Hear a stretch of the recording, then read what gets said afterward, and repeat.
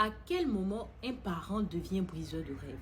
Votre enfant vient vous dire, maman, je veux être médecin, je veux être pilote, je veux être architecte, avocat, policier, gendarme, c'est-à-dire un métier, un corps là-bas.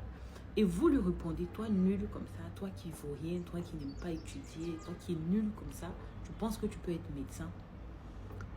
Un parent ne doit jamais faire sortir cette phrase, ne doit jamais faire sortir ce genre de propos vis-à-vis de son enfant. Un parent doit être propulseur, doit être un mentor, doit croire en la compétence et en la capacité de son enfant.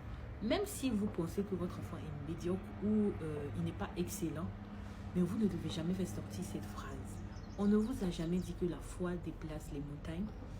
Vous n'avez jamais entendu l'histoire de certaines personnes, des médecins, des pilotes, des architectes, qui vous diront qui vont vous expliquer pardon, qu'ils étaient très nuls à l'école, mais aujourd'hui ils sont médecins, aujourd'hui ils sont architectes, aujourd'hui ils sont pilotes.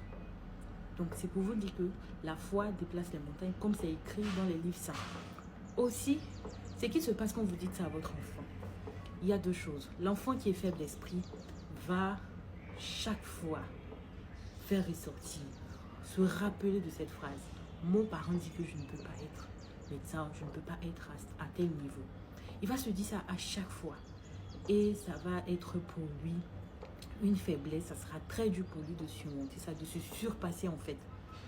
L'enfant qui est fort d'esprit va transformer ça, va prendre ça comme une haine de réussir, comme une motivation de prouver que tu as tort. Mère ou père, tu as tort. Moi, je peux être pilote, je peux être mieux que ça, doublement mieux que ça. Donc, nous devons bénir nos enfants. Personne ne va bénir nos enfants. C'est nous qui devons les bénir. Nous devons les faire confiance. Faisons attention à nos paroles.